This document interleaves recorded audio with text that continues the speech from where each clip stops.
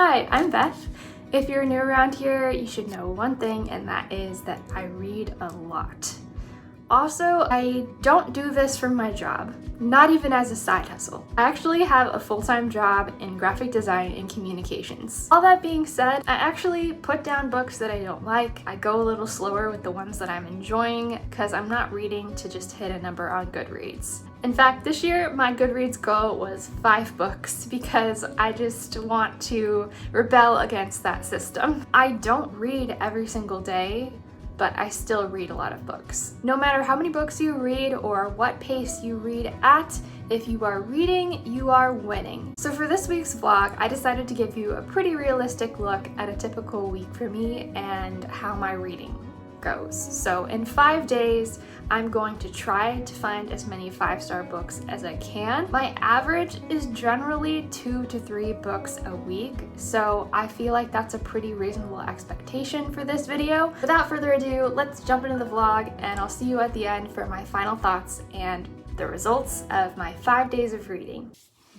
I've never done this before, but on my day off from work, if I don't feel put together, I'm less likely to leave the house. So we're gonna get ready and we'll just see where I end up today, I guess.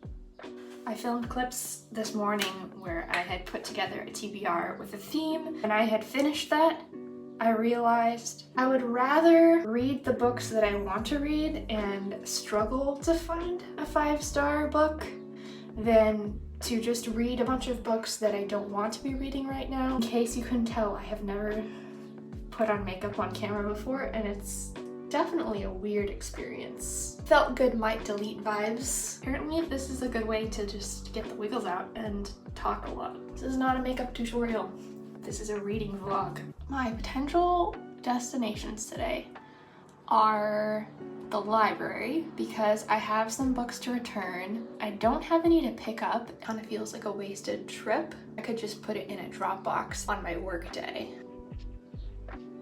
Library is one potential. I'm probably gonna take a look, see if there are any books that I want to try to sell on Pango. Makeup is done. There's just something about making yourself feel your best before you leave the house that really works. What books am I currently reading? Second book in the Mistborn series.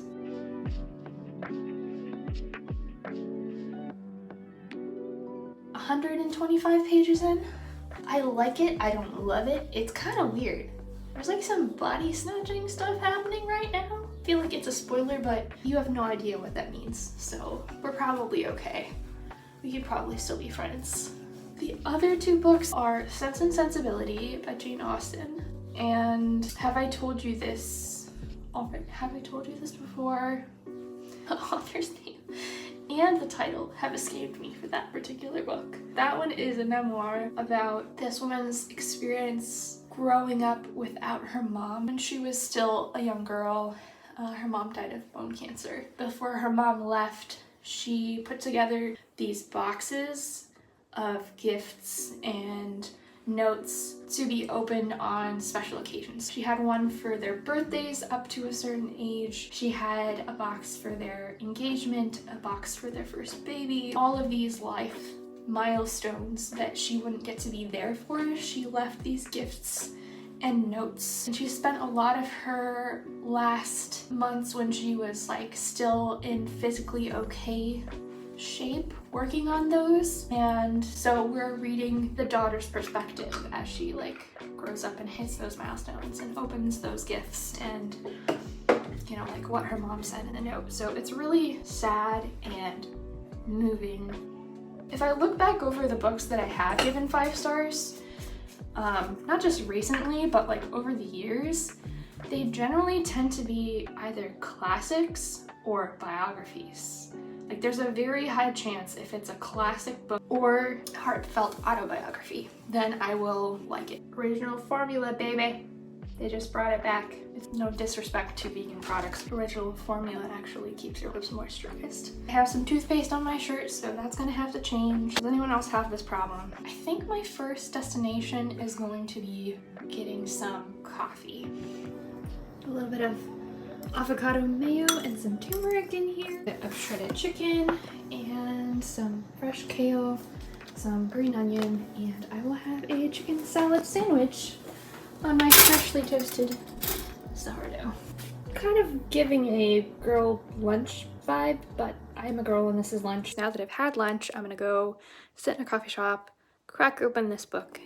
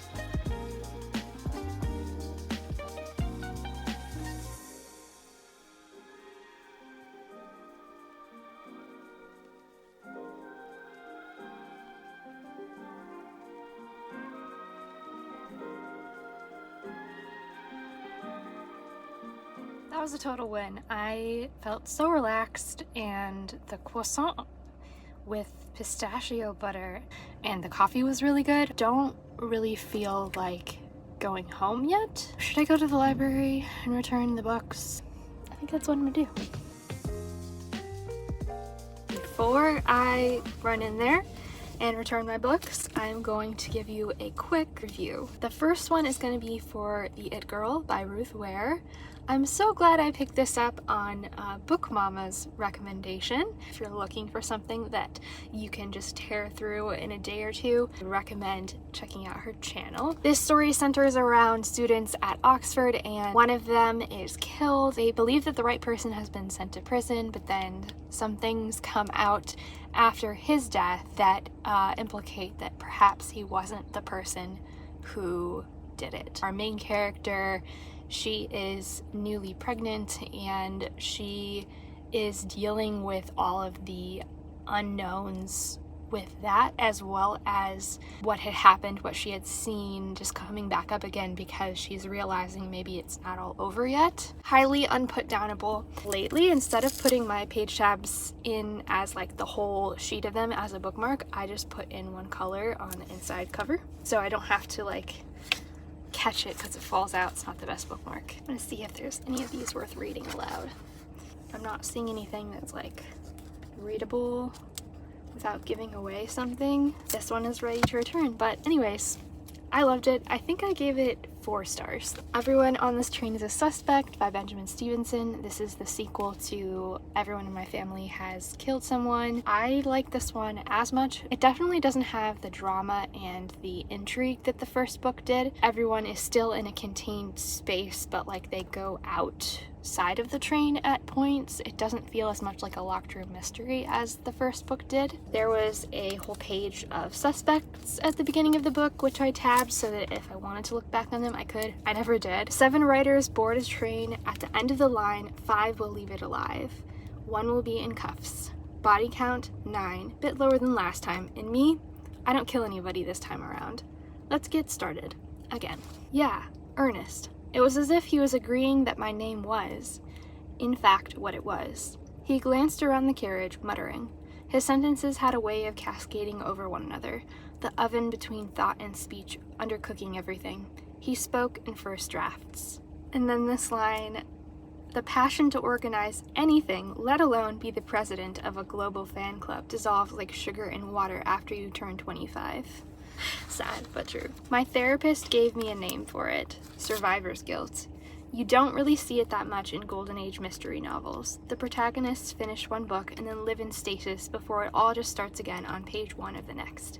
There's no cumulative impact of the sheer volume of death and violence they see. Every crime doesn't embed in their psyche, eat away at them at night. For all my wishes to be like the famous fictional detectives, I am haunted in a way they aren't, asleep between when their authors pick up a pen. Miss Marple doesn't have nightmares, is what I'm trying to say. Those are all my tabs in this one. Following Ernest on this trip through rural Australia, one of the people on the train dies, and so there's a whole train full of suspects who could potentially have done it, from publicists to editors, other writers and the staff of the train.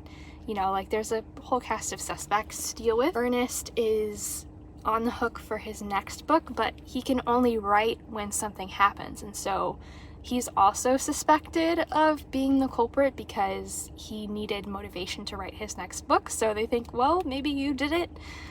Of course he didn't, because he's our main character narrator, and he said that he didn't kill anyone this time, so we have to take him at his word. Probably 4.5 stars. I don't generally like Christmas editions of things, Christmas books, Christmas episodes, but I'm going to be reading the Christmas book that comes out next. All right, so those are the 2 books, all 2 of them that I'm returning to the library today. See you in a few. I'm back. My bag is still empty, and I did not accumulate any more library books. All right, headed home. I'm home. We are gonna do pizza tonight. Quick update on Olivetti. This book is already winning my heart over. I already have that 5-star feeling about it, but I will keep reading and we'll see if we can accumulate a few different 5 stars in this vlog, because otherwise I feel like this video will be too short. Loved my time this afternoon, just reading in a coffee shop, and I just had a completely different day than I would have if I had just stayed home and read on the couch. This is about a typewriter, but it's also about a family. They are quite busy. There are 4 children: Ezra, Adolin, Ernest, and Arlo. I think we've had a couple of chapters from Ernest's perspective, but for the most part, it is told from the typewriter's perspective. Ernest seems to be potentially neurodivergent or just has some social anxiety because he's been having trouble at school, and he has therapy appointments, but he hasn't particularly clicked with either of his therapists so far. I'm hoping that we're gonna see some support for that character in this book, that he's going to find someone that he can talk to, even if it's just the typewriter. I love this. This color is just making me happy. Like, I don't know why, because it's kind of like a construction orange, but I really am enjoying my experience of reading this book. My phone is almost dead today, so that's the downside of vlogging. I don't know for sure if I'll finish it tonight, but we'll see.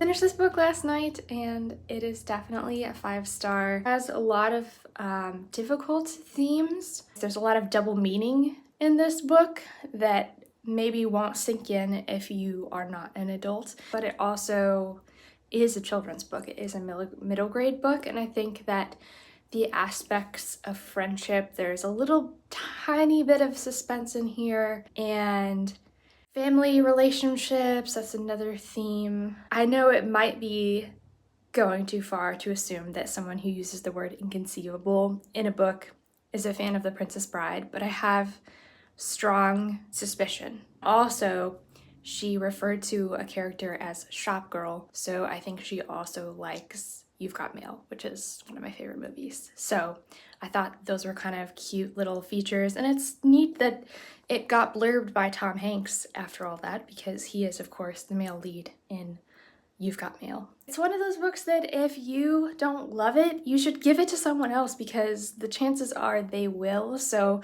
get a copy of this, and if you don't love it, like, give it to a child in your life, because they will probably just adore it. I have probably just half of this book to go, but it definitely has potential to be 5 stars, so I might as well include it in this vlog, and I will probably finish that later tonight when I get home from work. I will see you at the end of my day.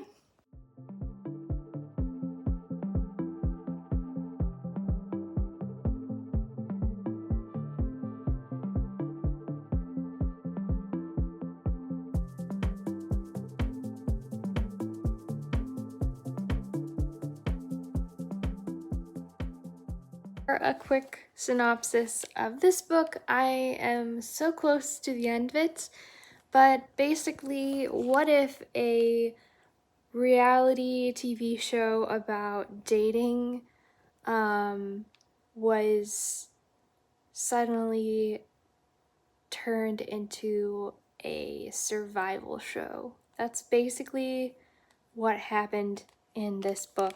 These 5 couples signed on to be part of a reality TV show, and they were taken to this remote island in the middle of the Indian Ocean, and they started the initial filming on the show, and then the crew left to go to the mainland, and suddenly a great storm happened. That's as far as I can go without giving spoilers, but needless to say, it has some common themes that I think you would find in reality TV shows like The Bachelor or Survivor, but it's definitely more on the Survivor end, I would say, with like people trying to solve people problems, because figuring out how to survive together is something that takes a lot of cooperation. This has been a quick read so far. I will probably finish it today. I have been tearing through the pages.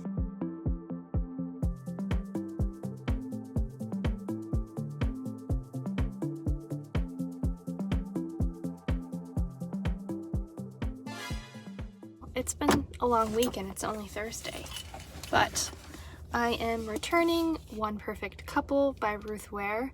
I finished this late yesterday. Kind of like a popcorn book, like you read it very quickly, but there's not like a whole lot of takeaways from it, if that makes sense. It was okay, I enjoyed it, but this was a suspense novel. 5 couples participated in a reality TV show that was set on an island, and so they are taken to the island and things start to go awry. Relational tensions are at a high, and natural disasters enter the picture. So that is all I could say without giving spoilers. It was pretty fast-paced and I read it fairly quickly, and I don't know, I just enjoy Ruth Ware's writing, and I've heard it said that if you like Ruth Ware, you won't like Riley Sager and vice versa.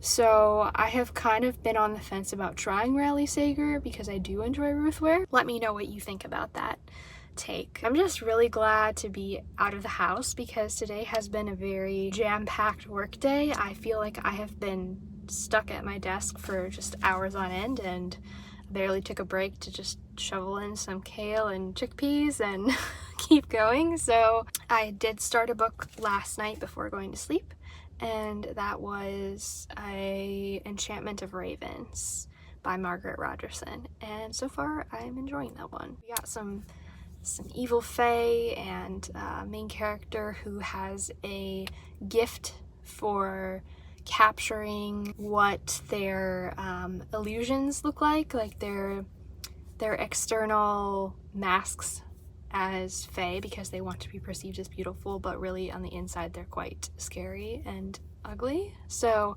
she paints them, and then in exchange they offer her an enchantment as payment, and she's very wary of how much an enchantment could cost, so she asks for very simple things like a chicken that will lay 6 eggs a week and won't get sick. She asks for very simple things, and that seems like the wise choice when it comes to the fae. My car is getting quite warm. It's quite hot outside today, so I'm go ahead to head in to the air conditioning, and I will see you later back when I'm in my AC at home.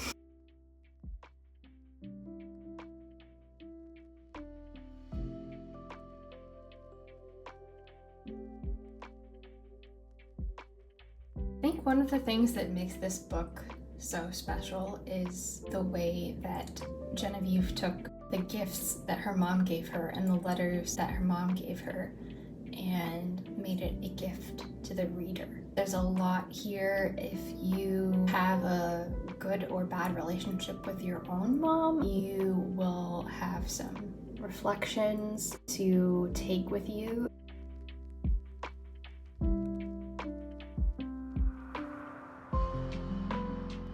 Certainly look up the trigger warnings before you read this one. There is a lot of heavy content, and it's well worth the read if it's the right time for you to read it.